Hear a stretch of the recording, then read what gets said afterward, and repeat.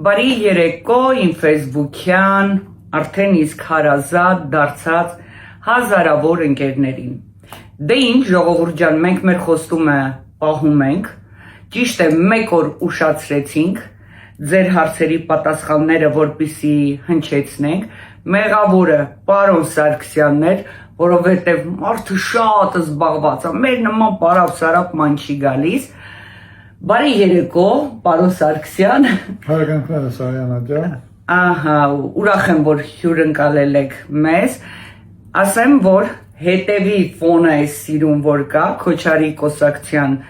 լոգոն է։ Ներկայացնեմ մեր հյուրին, չնայած արդեն կարիք էլ չկա ներկայացնելու, արդեն ինձանից ձեզ լավ գիտեն։ Մանավանդ ֆեյքերը, պարոն Սարգսյան։ Քոչարի կուսակցության հիմնադիր նախագահ Արտակ Սարգսյանն է,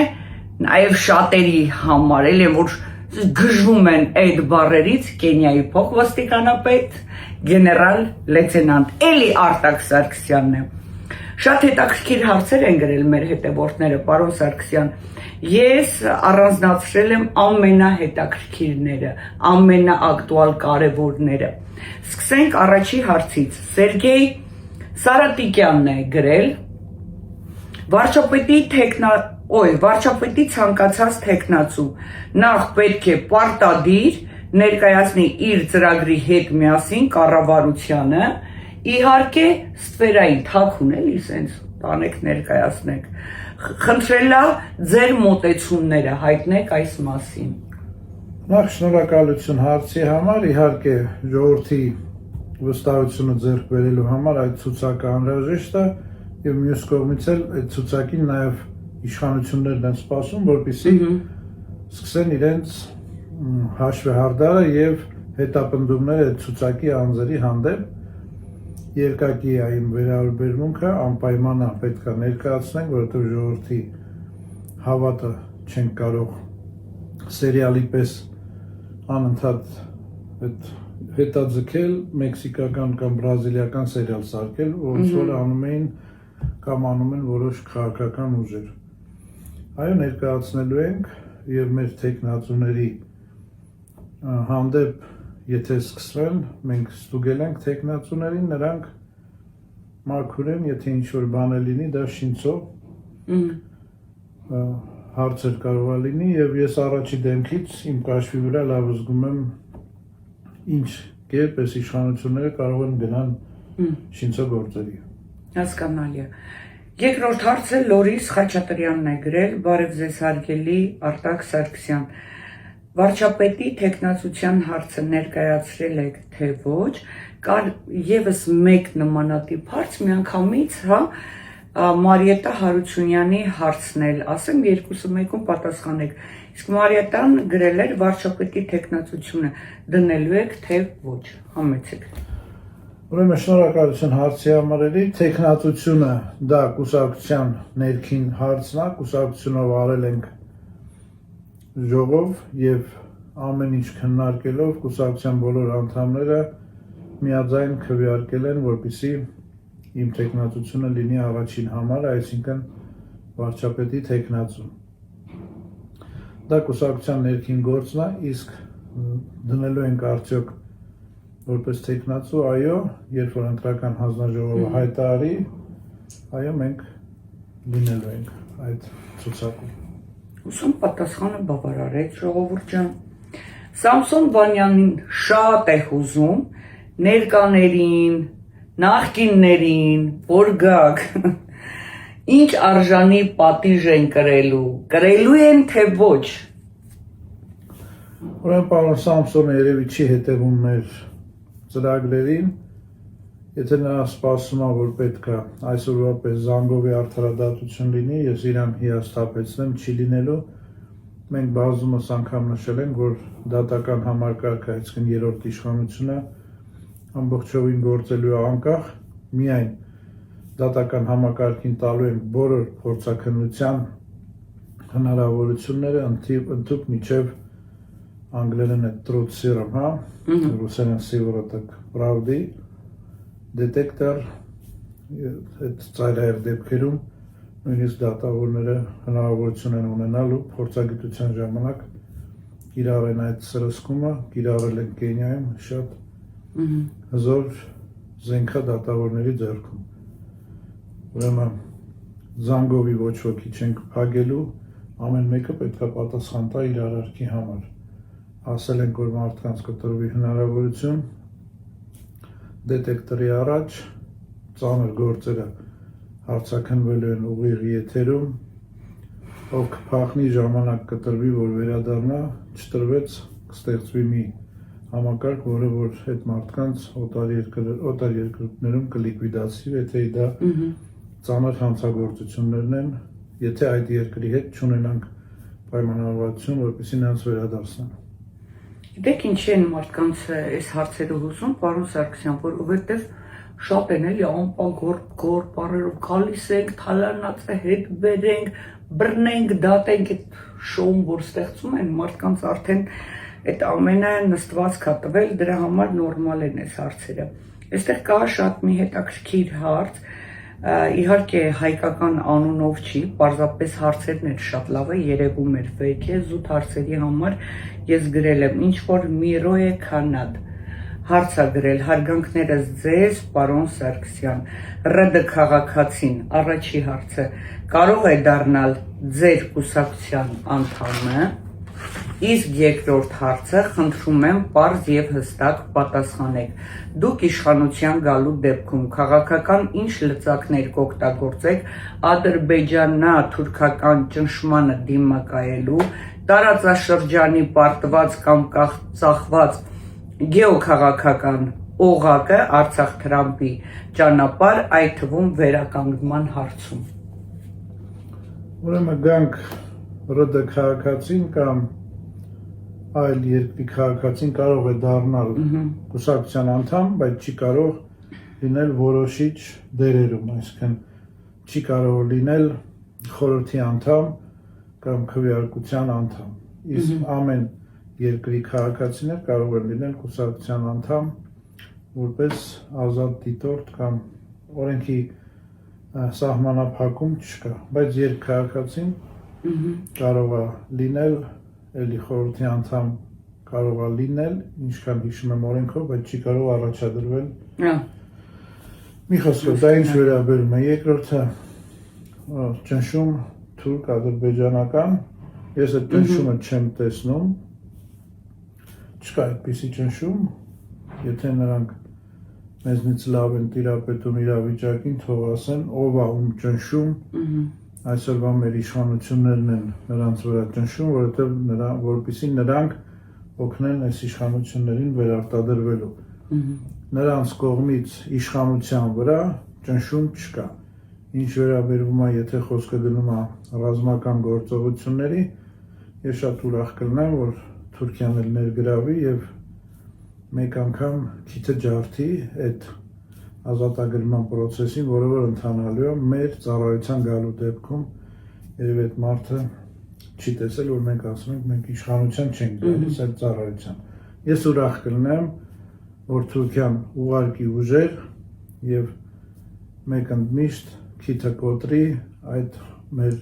հողի վրա, որը որ ազատագրվելու է։ Մեզ նրանք չեն ուղարկելու։ Հասկանալի է, Սիրանուշ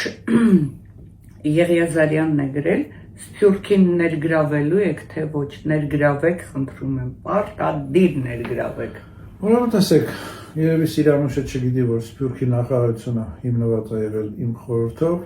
Այո։ Եկել են այսօրվա իշխանությունները, փակել են, Սփյուռքին դարձրել են կթուկով կամ ավելի կոպիտ ձևը նավեզը, հա։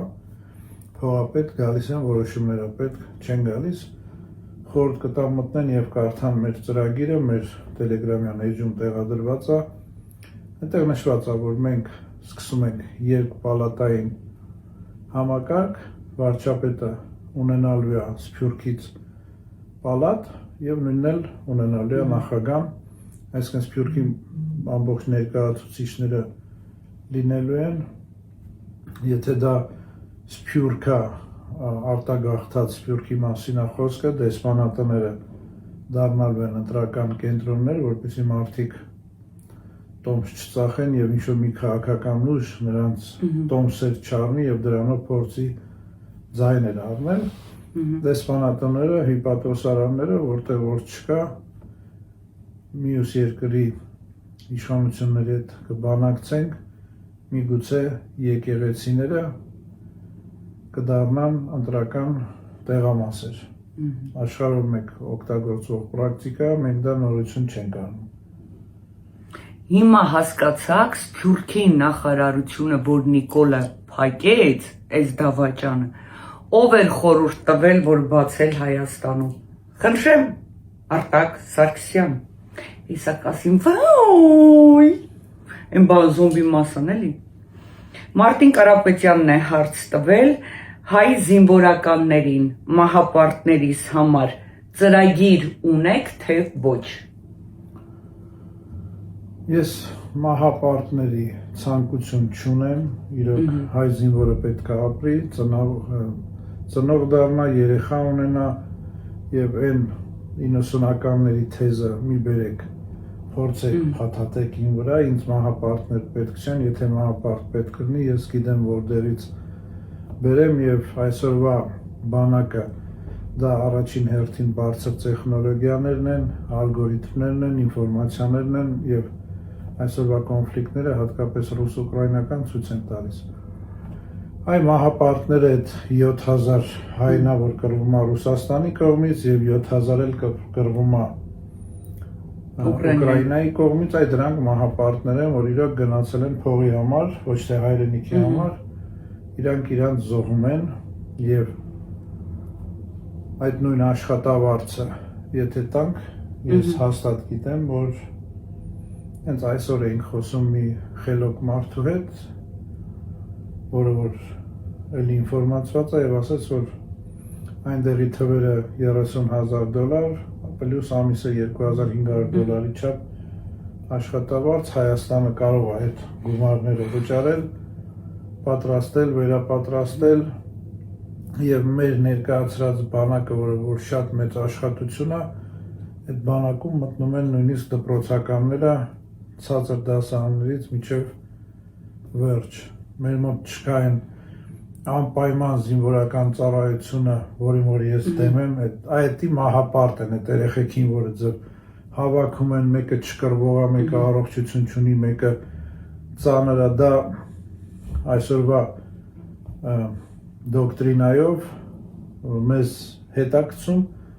դառնում է բեր խմբի վրա, կամ խումբը պետք է նրանով զբաղվի, կամ պետք է թողի գերի, որը որ էլի լծակ է դառնում քո վրա, դու չես կարող այսօրվա իշխանությունների պես քո գերիներին թողես, բայց այդ նույն տղան կարող է նստել տունը, իրան պատրաստես, վերապատրաստես, դառնա ԱԹՍ-ի օպերատոր եւ ավելի մեծ վնաս տա հակառակորդին, քան թե այդ ձեր ասած մահապարտը։ Ուրեմն բոլոր զինվորականները պետք է վերապատրաստվեն, ինձ մահապարտներ ընդհանրապես պետք չեն, ելի եմ ասում, հայ զինվորը պետք է ընտանիք ունենա, երեխաներ եւ հնուց եկել այդ սպարապետների գերդաստանը, նույնիսկ սովետական Հայաստանում էր այդպես զինվորականի երեխան զինվորականա, նամանամանց սահմանամերձ գոտիներում, ինձ պետք է որ այդ երեխաները իրանց հայրերի առաքելությունը վերցնեն իրանց վրա, ոչ թե տանենք, հայրերին սպանենք կամ գերության հանձնենք եւ մենք էլ մտածենք ինչ ծրագիր ունենանք, անունը դրենք մահապարտ։ Հասկանալի է։ Գոհար Սերգո, հետաքրքիր հարց ա տվել, այս հարցին ինձ էլ է շատ տալի, պարոն Սարգսյան։ Պարոն Սարգսյան, դուք հիմա աշխատում եք Կենիայում որպես փոխպոստիկանապետ, եթե այո, ընտրվելու դեպքում, հա, որպես վարչապետ, պատրաստվելու եք հրաժարական տալ, թե ոչ։ Ուրեմն արդեն կանգնացրել եմ Կենիան, այն երկիրն է, որը որ համակարգը, շատ խորքային համակարգ է եւ փառք Աստծո, որ անձերից կախված չի, եղել է ժամանակ, մենք էլ ենք անցել, որ անձից էր կախված, մեր որոշումներից էր կախված, բայց այդ համակարգը, որ այսօր մենք ստեղծել ենք, թե հականարկոտիկը, թե առաջի դեմքերի պաշտպանությունը, ես կասեմ, որ շատ բարձր մակարդակի վրա է,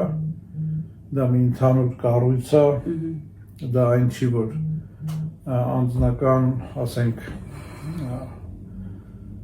պաշտպանողական խմբեր են, թիկնապաների խմբեր են, ոչ պետական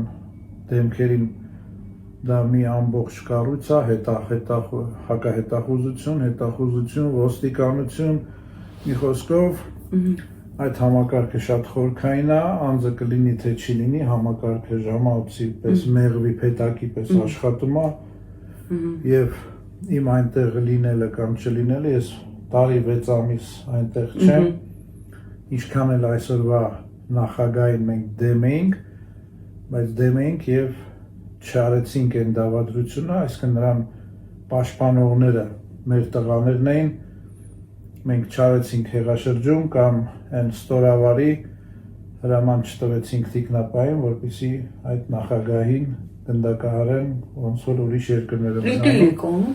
Չէ, մենք չենք անում, դա կար ժողովրդի պահանջ, ժողովրդին ոտքի էինք հանել, բայց կարող էինք մյուս կողմից ձերբակալել, չենք ձերբակալել, զինվորական հեղաշրջումներին այդ երկրում չենք մնում։ Մի խոսքով խորքային կառույց է, ես արդեն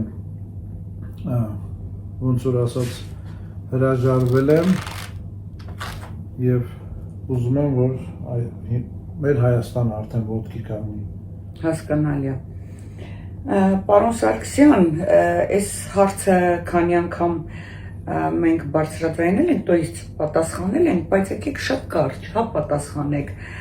Արտուր Ավագյանն է գրել, պարոն Սարգսյան, ընտրություններին կոալիցիա կազմելու եք ինչ որ մի ուժի հետ, թե ոչ։ Տեսեք, մենք կցորդ չենք, ոչ մեկի կցորդը չենք էլ դառնալու։ Հիմա եթե խոսքը գնում է ընտրություններից առաջ, մենք ասել ենք, որ բացենք քննարկման, կցորդ չենք կարա դառնանք, ոչ մեկի կողմից չենք կլանվելու, եթե կան խելոք ծրագրեր, մենք մեր ծրագիրը տվել ենք, եթե կան ծրագրեր, թող մարդիկ գան, նստենք, խոսենք, չենք միանալու, մենք ծրագրերով կարող է տարբեր լինենք, բայց կարմիր գծերը մենք ասել ենք, ով որ մեր կարմիր գծերին պատրաստ չի կամ համաձայն չի, այդ ուժերի հետ մենք ընդհանրապես չենք խոսալու, կարմիր գծերը երկուսն են, հայը հայի արյուն պետքա չթափի, այսինքն իշխանությունը կռվախնձոր պետք է չդառնա եւ ոչ մի ետկուլիսային բանակցություններ, այսինքն եթե կա միավորում եւ մենք մեծամասնություն ենք լինելու մեր ուժը։ Բայց ինչի՞ եք այդքան վստահ։ Որովհետեւ մենք երրորդ ուժն ենք, մենք չենք ստեղծվել Կենիայում, մենք ստեղծվել ենք Հայաստանում ժողովրդի պահանջով, մենք այս ժողովրդի մեջից ենք, ոչ թե ինչ որ միտեղ նստած հարցազրույցներ ենք տալիս եւ ժողովրդի դարդերը չգիտենք, ոչ էլ գնում ենք չամիչով բուլկի ենք առնում, ոչ էլ ասենք ինչ որ վերացական խոստումներ ենք տալիս, մենք ժողովրդի մեջից ենք, ժողովրդի ցավը կրում ենք, նույն ցավով մենք ենք ապրում եւ ամպագորգոր խոստումներ չենք տալիս, փորձնել ունենք եւ գիտենք ոնց ենք կառուցում։ Իդեպ ձեզ ասեմ, որ չամիչով բուլկի առնողին բուլկին ձեր ծրագրերից ինչ որ մի հատված այն օրն ասել հենց այդ չամիչով բուլկին որ գնում էր, դուք ասել եք, չէ, որ այդ փոքր եւ միջին այդ բիզնեսի այդ հարկերը հանելու եք։ Մարդը գնա բան արա, այդ բուլկի արա, ասում հանելու ենք այդ բաները։ Տեսեք, մենք ընդհանրապես հարկերն ենք հանելու, հիմա ինչ վերաբերում այդ։ Բայց հեսա կասեն իրանք էլի։ Մենք ասել ենք 3 տարվա մեջ բոլոր հարկերը հանում ենք, Հայաստանը դառնում է ազատ գոտի։ Չենք ասել ակցիզները, մարդիկ որ չշփոթեն, ակցիզներ որոշ ապրանքների վրա կլինի, վտանգավոր ապրանքների վրա, նույնիսկ Դուբայում ունի ակցիզներ։ Բայց ինչ վերաբերում է նրանց առաջարկած ծրագիրը, այդտեղ վտանգը որն է, որ էլի իրանց թմով կստեղծեն փոքր բիզնեսներ, իսկ այն մարդիկ, որ դիմելու են, նրանց մերժելու են կամ մի խոսքով մոնոպոլիաներ են նոր ստեղծելու, անունը դնելով փոքր, դա շատ վտանգավոր է ժողովրդի համար, այս ժողովուրդը արդեն տեսել է այդ քրեվ օլիգարխիայի այդ լկտիությունները, ինչ ձև են ապրել, ինչ ձև են մարդկանց ծեծել, ինչ ձև շքախմբերով են շարժվել ու այս ժողովուրդը չի ընտրելու այդպես ուժի։ Հասկանալի է։ Պարոն Սարգսյան, այստեղ Գոհար Կայան, իմ Facebook-յան ընկերներից է, Գոհարը, գրել է, ես Արտակ Սարգսյանի դեմ ոչինչ չունեմ, բայց ինչքանով եք վստահ, որ ընտրություններում կհաղթի։ Դե արդեն պատասխանեցի այդ հարցին։ Ես պարտավոր էի հնչեցնել, իսկ Անահիտ Գրիգորյանը գիտեք ինչ է գրել ձեզ։ Պարոն Սարգսյան, ժպտացեք, որ ձեր ժպիտը շատ տարածվի։ Ժպտաց։ Вот. Նախկին զինվորական մերին, էլի իմ Facebook-յան ընկերներում է գտնվում, ուզում է հասկանալ, որպես դուք սպա, հետաքրքիր է, ինչպես եք պատժելու ազգիս դավաճաններին։ Ես արդեն ասացի, դա երրորդ իշխանության գործն է, այսինքն դատական համակարգի, նախ ափսոսում եմ, որ նախին սպայա գրում կամ նախին զինվորական։ Ճանաչում եմ, հա, իր գլխին սարքել հանել են։ Հա, նա հոգով միևնույնն է մեր զինվորականն է։ Այո։ Տեղ նախին չի լինում եւ նա պետք է հույսը դնի, որ վերականգնվելու է, եթե հանել են, նույնիսկ եթե չվերականգնվեն, զինվորականները մեր կյանքում մեծ տեղ ունեն, որպես եթե սպայա, որպես ուսուցիչներ, այսօր մենք դիմել ենք քանի անգամ այս իշխանությանը, որը որ հայտարարում է ուսուցիչների պակաս ունենք եւ ասել ենք զինկոմիսարիատից վերցրեք մեր սպաների ցուցակները, պատրաստի դասատուներ են եւ սպայի դաստիարակած սերունդն մենք գիտենք ինչա չեն արել, քանի որ չեն ուզում որ մեր երեխաները զարգանան, մեծանան սպայի կամ հայրենասիրության ոգով, բայց մեծանան սերիալներով, որը որ փչացնում է կամ այդ ոդկասթներով, տաբուներ հանելով։ Հիմա հույս չունենաք, որ մենք էլի եմ ասում դիտարկելու ենք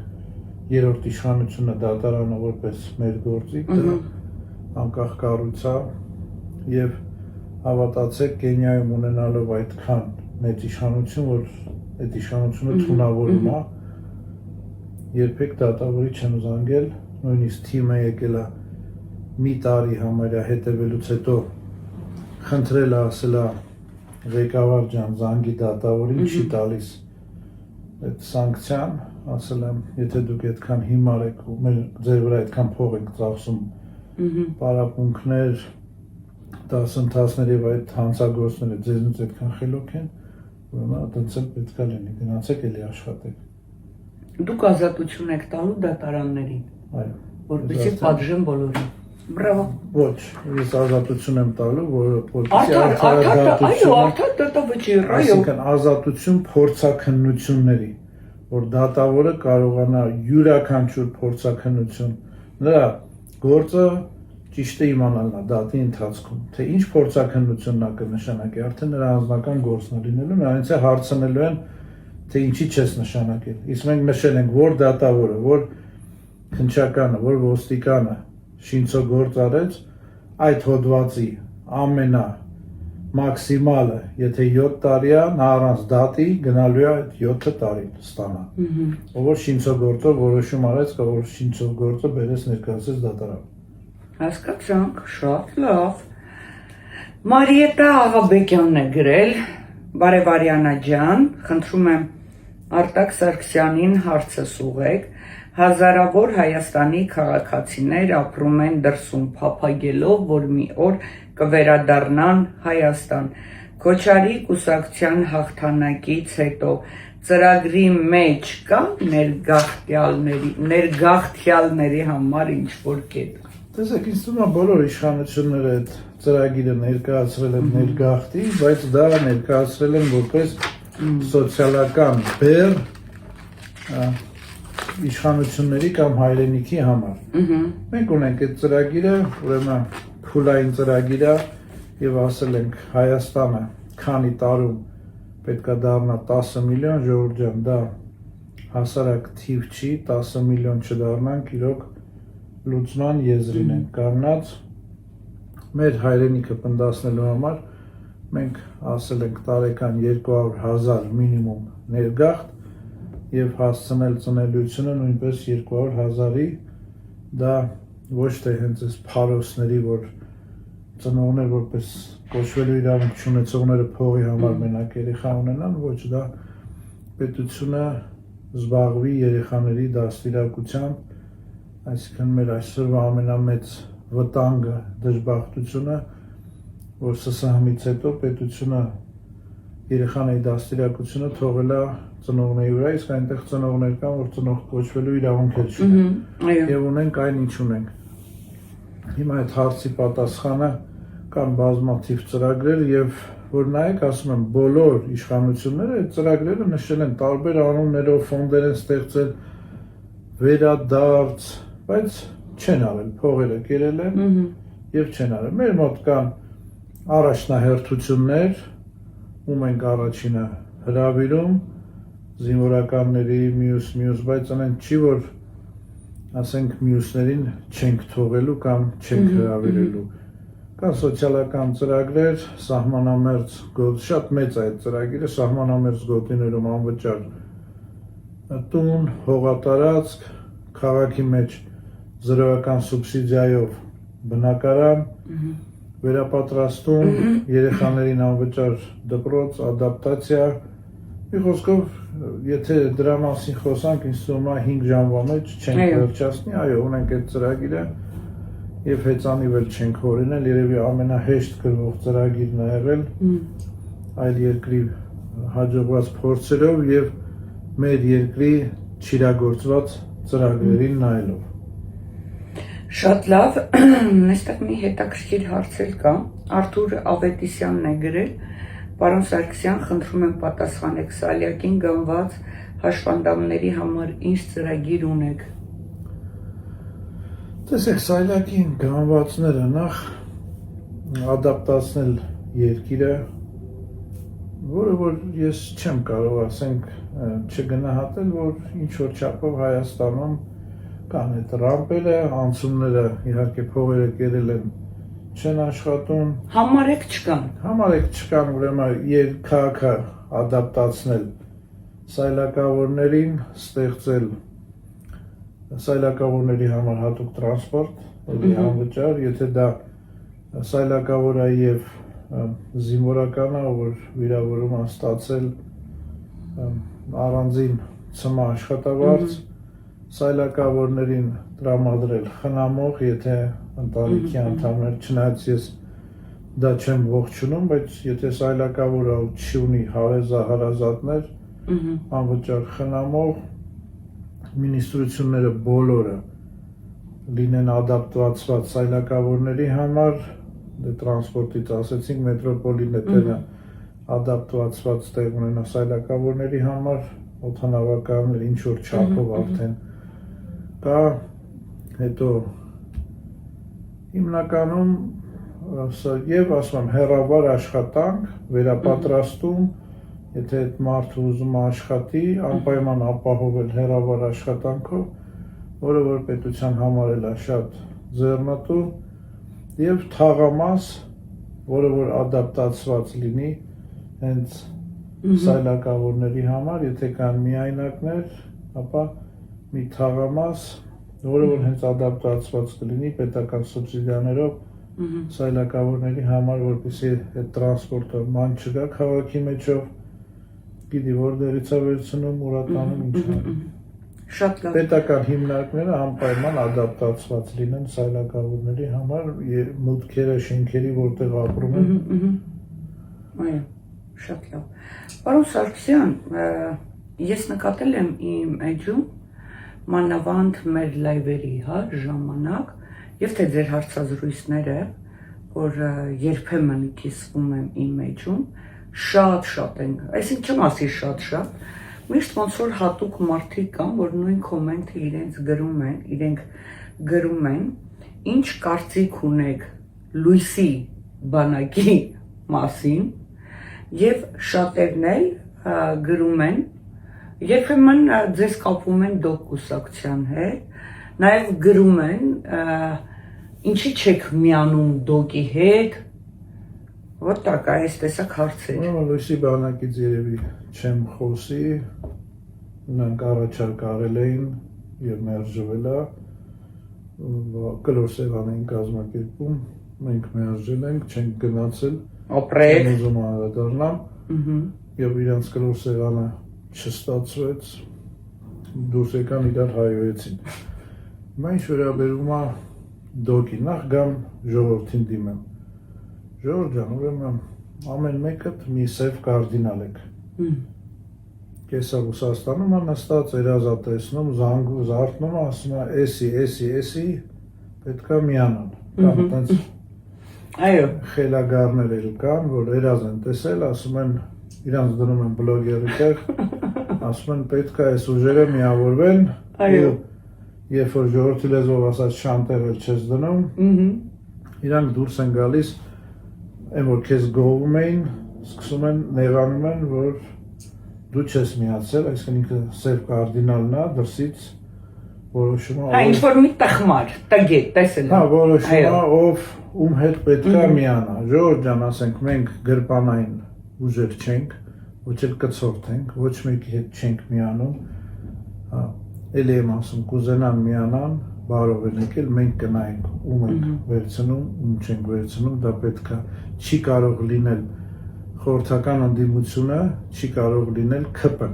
Եվ կան մի քանի այլ արբանյակներ, որոնց հետ չենք քննարկելու ինչ-որ կոալիցիա։ Մենք մեծամասնություն ենք լինելու, ինչ վերաբերում է դոկ կուսակցությանը, Վարդան Ղուկասյանին, իմ վերջին այս ինչ-որ տեսա լրատվականներում, ինչ-որ ներքին հարցեր ունեն, թող ներքին հարցերը լուծեն, շատ անհանգստացրեց դոկի վերջի հարցազրույցը, երբ որ նա հայտարարեց, որ Ռուսաստանում ավելի շատ դեմոկրատիա կա, քան թե Ամերիկայի Միացյալ Նահանգներում, ես կհորդորեմ, որ նա այդպիսի հայտարարություններ չանի, իմանալով Ամերիկայի Միացյալ Նահանգները ինչ